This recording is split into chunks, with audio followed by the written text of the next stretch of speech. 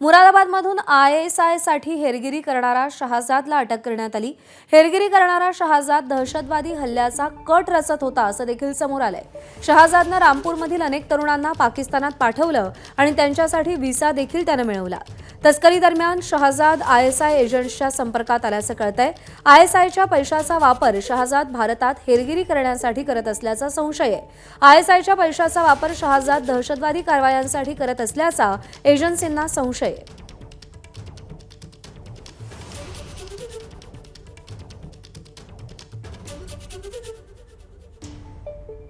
सोमेश कोलगे आपल्याला या सगळ्या संदर्भात अधिक अपडेट देईल। सोमेश, कशा पद्धतीनं शहाजादनं हे सगळं जाळं विणलं होतं, काय समोर आलंय?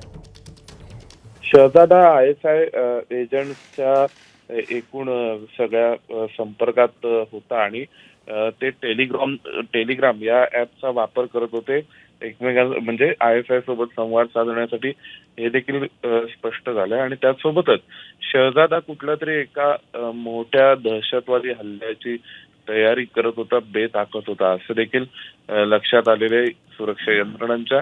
आणि त्यानंतर मग त्याला अटक केली गेली।